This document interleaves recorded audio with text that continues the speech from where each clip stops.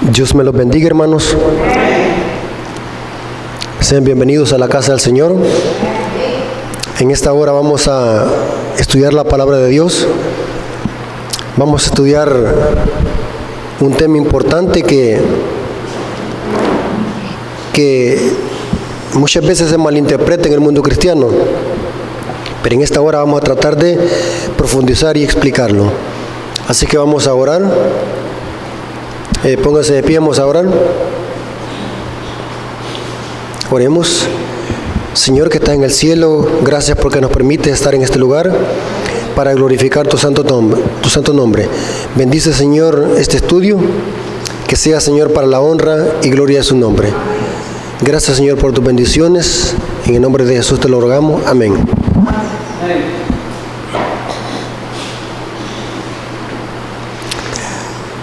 Mateo 24, versículo 40 al 41.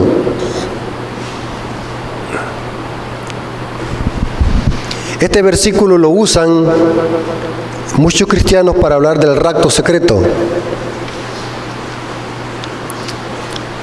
Leamos, ¿lo tienen?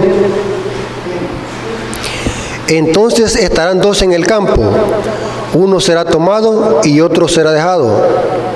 Dos mujeres estarán moliendo en un molino, uno será tomado y otro será dejado. Este es un versículo preferido para los cristianos que defienden el rapto secreto. Lastimosamente el rapto secreto carece de apoyo bíblico. No existe. El rapto secreto es una doctrina netamente jesuita. Los fundadores del rapto secreto son los jesuitas para contrarrestar la reforma protestante. Carece de apoyo bíblico. Cristo no viene a raptar a nadie. Cristo viene de una manera audible y visible. La Biblia dice que todo ojo lo verá. Lo interesante es de que los protestantes que apoyan esta interpretación del rapto secreto usan esta cita para demostrar que existe un rapto secreto. Lastimosamente esta cita no está hablando de eso y vamos a comprobarlo. Ahora, mientras algunos cristianos creen de que la palabra o los verbos tomado y dejado tiene que ver con personas que serán raptadas, mientras que otros creen de que los tomados son los salvos, mientras que otros creen que los dejados son los impíos. Inclusive dentro de la iglesia adventista hay esta interpretación de que los llevados son los salvos y que los que van a quedar son los perdidos. Si usted le pregunta a cualquier cristiano que se haga llamar adventista en la iglesia, le va a decir que eso significa. Aún hasta en púlpitos adventistas se predica eso. Ahora, quiero decirles algo muy importante, hermano. Aunque las palabras puedan significar lo mismo en los idiomas griego y hebreo, pero muchas veces la palabra debe de significar diferente cosa dependiendo del contexto. ¿Me estoy dando a explicar? Aunque las palabras pueden ser las mismas en el griego o en el hebreo, pero puede significar diferente cosa dependiendo del contexto. Ahora, ¿qué quiso decir Jesús? Uno será tomado y otro será dejado. ¿Será que Jesús está hablando aquí del rapto? ¿Será que Jesús está diciendo que los dejados son los impíos y que los llevados son los salvos? Ahora, si analizamos el versículo a simple vista, solamente agarramos la porción, podríamos llegar a concluir de que los llevados, ¿quiénes son? Los salvos, y los dejados son los impíos. Pero como la Biblia no se lee así, la Biblia se estudia y se profundiza. Para entender qué quiso decir Jesús, hay que leer el contexto. El contexto es lo que está antes y después. Leamos. ¿De qué Jesús estaba hablando cuando dijo estas palabras? Uno será tomado y otro será dejado. ¿Cuál es el tema de Jesús? Hay que leer el contexto.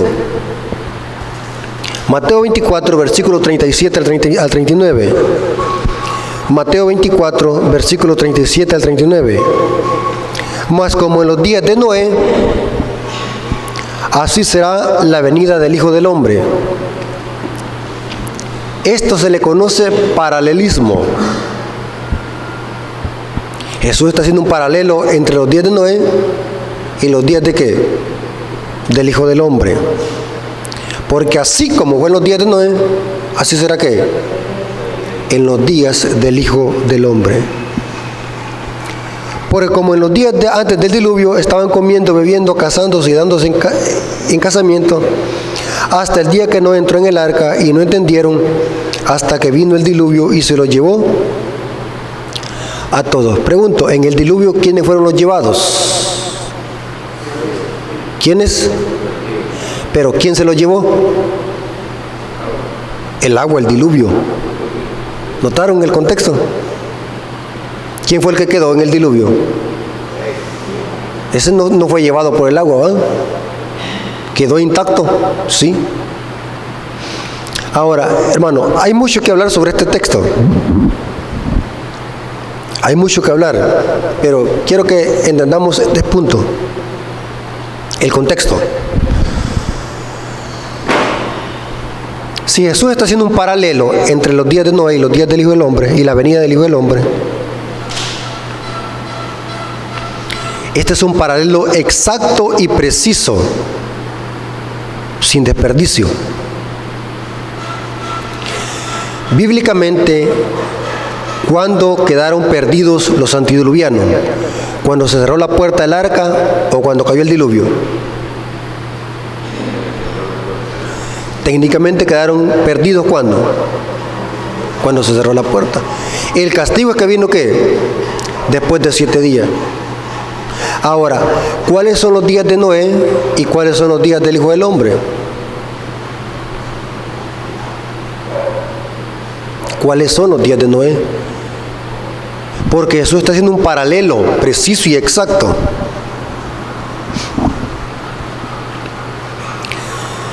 Si empezamos a contar los días de Noé, desde que nació hasta que vino el diluvio, hay un error en esa interpretación. Porque el diluvio tiene que ver con una proclamación que Dios le dio a Noé que proclamara. ¿Cuál era? ¿Que iba a venir qué? Un diluvio. Desde allí tienen que contarse los días de Noé. Desde que empezó a predicarse el mensaje hasta que vino ¿qué? El diluvio. ¿Cuáles son los días del Hijo del Hombre? ¿Cuáles son? Si hacemos el paralelo, tiene que ser desde el momento que se empezó a predicar ¿qué? Un mensaje. Desde ahí empiezan los días del Hijo del Hombre. ¿Cuándo empezaron los días del Hijo del Hombre? ¿Cuándo empezaron? Muy ligero, yo sé que no es del tema, pero quiero colocar el marco. En Apocalipsis 14, versículo 14, encontramos de que Jesús viene por segunda vez. Pero antes de que Jesús venga por segunda vez, ¿qué hay? Anteriormente, hay 3 mensajes de 3 ángeles. ¿Y cuándo se empezaron a predicar esos mensajes? Desde 1843 y 1844. Los mensajes de los 3 ángeles. O sea, los días del Hijo del Hombre tienen que empezarse a contar desde el momento que se empezaron a predicar o a proclamar los mensajes de los 3 ángeles. Porque terminando esta proclamación de los 3 mensajes, se cierra la puerta. Y después de que se cierre la puerta, Cristo viene por segunda vez. Y cuando viene por segunda vez, caen. Y antes de que venga por segunda vez, caen las plagas sobre los impíos. Pero antes de que Jesús venga por segunda vez, ¿se va a cerrar también una puerta? Sí, Él cierra la puerta de la gracia. Ahora, pero vamos a ver un detalle muy importante, porque Jesús en Mateo 24 está haciendo un paralelo. Así como fue allá, va a ser antes de que Jesús venga por segunda vez. Hay un paralelo sin desperdicio, o sea, exacto y preciso. Ahora, ¿quiénes son los que fueron llevados y quiénes fueron dejados en los días del diluvio? Leamos el contexto mayor hoy. Vámonos al evento del diluvio. Génesis capítulo 7, versículo 23. Y el verbo hebreo que se usa aquí para quedar o dejar es sha'ar. Y este verbo se usa al remanente que queda después de un cataclismo. Me estoy dando a explicar que es un cataclismo, ya sea un terremoto o un maremoto, de una destrucción. Lo que queda ileso, ese verbo, eso es sha'ar, quedó el remanente. ¿Me estoy dando a explicar? Génesis 3:23. Así fue destruido todo ser que vivía sobre la faz de la tierra, desde el hombre hasta la bestia. ¿Quién destruyó esto? ¿Dios por medio de qué? Del diluvio. Los reptiles y las aves del cielo fueron raídos de la tierra y quedó sha'ar. ¿Y quedó solamente qué?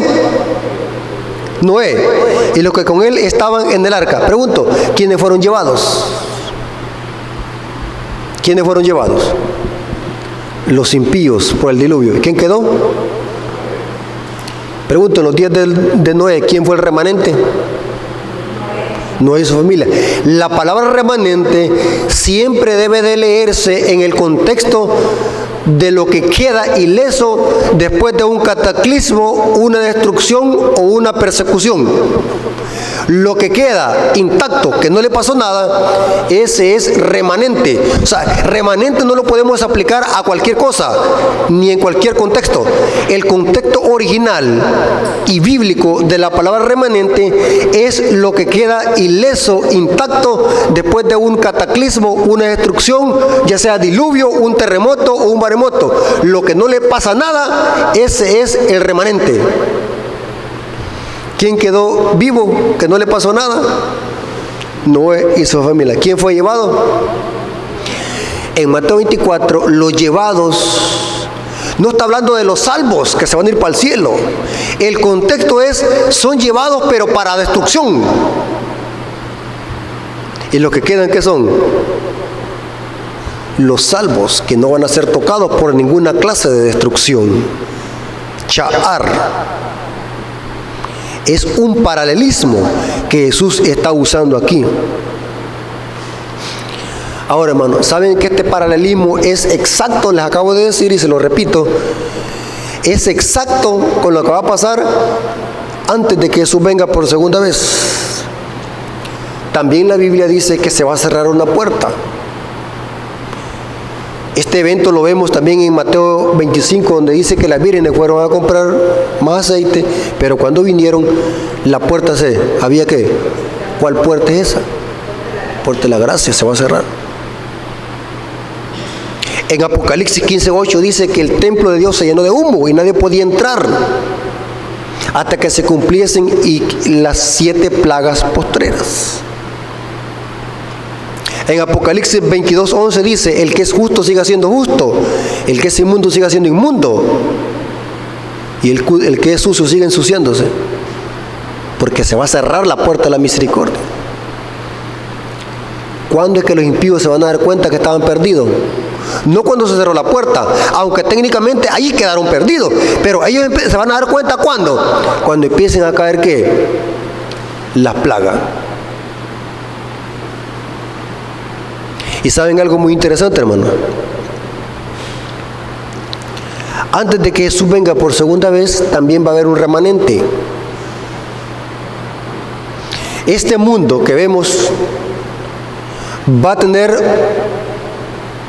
a ser revertible, se va a revertir al estado caótico como el principio de la creación. ¿Cómo estaba la tierra al principio? Desordenada y vacía. La palabra desordenada y vacía es el verbo griego, la Septuaginta usa el verbo griego abusos, que es para describir la tierra caótica, desordenada y vacía. ¿Qué causará eso al final de la historia? Las 7 postreras plagas. Si ustedes ven, hermanos, en Apocalipsis 16, Apocalipsis 15 y Apocalipsis 16, las plagas, si ustedes son analíticos al estudiar el Apocalipsis, las plagas caen sobre lo que Dios creó y ordenó en la creación. O sea, las plagas hacen de que este mundo vuelva al estado ¿qué? Como el principio. Viene una destrucción. Y sabe, hermano, que esta tierra va a quedar tan trastornada y desfigurada, el globo terráqueo va a quedar tan desfigurado, porque dice que en la sexta y entre la séptima plaga va a haber un gran terremoto, que las ciudades y las islas son removidas. O sea, que el globo terráqueo, ¿cómo va a quedar? Desfigurado, destruido por completo. Pregunto, ¿en esta destrucción va a haber un remanente? ¿Que las plagas no lo van a tocar? Salmo 91 dice, caerán a tu lado 1000 y 10.000 a tu diestra, y a ti no te pasará ¿qué? Nada, ni plaga tu morada. ¿Habrá un remanente que no le tocará ninguna plaga al final de la historia? Sí. ¿Cómo se llama ese remanente? Los 144.000. O sea, Noé y su familia es un antitipo de los 144.000 apocalíptico. ¿Me estoy dando a explicar? ¿A dónde dice eso Pablo? Miren qué interesante el paralelo. Primera de Tesalonicenses, capítulo 4, versículo 15. ¿Vamos bien hasta aquí, hermano? ¿Me están entendiendo? Primera de Tesalonicenses 4:15 dice, por lo cual los decimos esto en palabra del Señor, nosotros los que vivimos. Y voy a explicar esta palabra, hermano. Pablo y los discípulos tenían gran anhelo por ver a su Señor por segunda vez, y ellos proclamaban la segunda venida de Jesús muy pronto, y Pablo creía de que él iba a estar vivo cuando Jesús viniera, porque Pablo creía que en su tiempo iba a venir Jesús. ¿Por qué razón? Porque él dice, nosotros los que vivimos, porque él creía de que Jesús iba a venir ¿qué? O sea, que la segunda venida de Jesús estaba bien cerquita, pues, que él no iba a morir. Por eso es que se incluye. Nosotros los que vivimos, los que habremos quedado. Ahí está la palabra quedar. ¿Quedar de qué? ¿De qué quedó? ¿De qué quedaron? ¿De qué quedaron? O sea, aquí Pablo está hablando o insinuando de los 144.000, porque los únicos que van a estar vivos al final de la historia y que van a pasar por el tiempo de angustia de Jacob y no tocará ninguna plaga a ellos, ¿quiénes son? Los 144.000. O sea, aquí en una forma implícita, Pablo está hablando de ¿qué? De los 144.000, los que van a quedar después de la destrucción, ileso. Nosotros los que vamos a quedar de ¿qué? Pablo sabía perfectamente bien de que este mundo iba a ser destruido cuando Jesús viniera por segunda vez, y que solamente iba a haber un remanente fiel que no iba a ser tocado y que iba a ser dejado para salvación. Y los que iban a ser llevados para destrucción, ¿quiénes iban a ser? Los impíos. Noten que Pablo dice, los que habremos quedado hasta la venida del Señor. Quedado. Pablo sabía perfectamente bien esta terminología de que este mundo iba a ser destruido y que solamente iba a haber un remanente que iba a quedar, porque nosotros los que habremos quedado, pero ¿quedar de qué? Eso lo notamos en Apocalipsis, donde la tierra va a ser destruida y devastada por las 7 plagas postreras, y solo va a haber un remanente que quedará ileso, que son los 144.000. Es el remanente. Nada que ver con lo que dice el mundo cristiano, que tiene que ver con rapto secreto. Siempre, hermano, tenemos que leer el contexto de cada versículo. Aunque la palabra puede significar lo mismo, pero una palabra puede tener diferente connotación o aplicación cuando se lee el contexto. Lea todo lo que dice el capítulo, de qué está hablando Jesús o el apóstol. Y aquí Mateo 24 Jesús está haciendo un paralelo. Así como fue allá, así será que los días del Hijo del Hombre y la venida del Hijo del Hombre. Hermanos, ¿sabe de que usted le pregunta allá afuera a cualquier cristiano, mire, ¿qué significa esto? Uno será tomado y otro será llevado. Muchos creen de que está hablando de los que van a ser llevados son los salvos. Así pregúntele a cualquier cristiano, pregúntele a católicos, mormones, mire, ¿y quiénes son los llevados y quiénes son los dejados? Y le van a decir lo mismo. Hasta aquí en la iglesia adventista he oído que predican así, de que los que van a ser llevados, ¿quiénes son? Los salvos. Y los que van a ser dejados son los impíos. Aunque se oye bien bonito la interpretación, pero yo no me dejo guiar por lo que otro dice, y nunca debe dejarse guiar por lo que otro dice, aunque predique muy bonito. Siempre lea el contexto, porque un texto sin su contexto es un pretexto. Si quiere usted crear una mala interpretación de la Biblia y de las profecías, o hacer una falsa doctrina, manipule la Biblia y sáquela de contexto. El contexto de Mateo 24 es un paralelo entre el diluvio y la venida de Jesús. Es un paralelo exacto. Se proclama el Evangelio, Noé proclama el Evangelio también, desde allí empiezan a contarse, ¿qué? Los días de Noé. Se cierra la puerta del arca, 7 días, cae ¿qué? El diluvio. Con la venida de Jesús es lo mismo. Se proclama un evangelio. ¿Cuál es el evangelio? Los mensajes de los 3 ángeles, desde 1844 hasta el cierre de la puerta de la gracia. Mientras se predica el evangelio, hay oportunidad de entrar todavía al arca, que es símbolo de Cristo. El arca es símbolo de Cristo, no de la iglesia. Oiga bien lo que acabo de decir. Porque muchos predicadores dicen de que el arca representa a la iglesia. Si usted está en la iglesia, está salvo. Eso, aunque se oiga bien bonito, pero lleva una herejía. Porque el Espíritu Profecía dice que nadie por pertenecer a la iglesia será salvo. Tiene que estar unido a Cristo. Por ende, si usted está unido a Cristo, va a formar parte ¿de qué? De la iglesia. Hay predicadores que hacen ese paralelo absurdo, que el arca representa a la iglesia, pero el arca es un símbolo de Cristo. Quien sostuvo el arca fue el poder de Dios. Esa arca era de madera sencilla que se estrellaba en las piedras y no le pasaba nada. Era porque el poder de Dios la sostuvo. Se cierra la puerta de la gracia. Los impíos que eran perdidos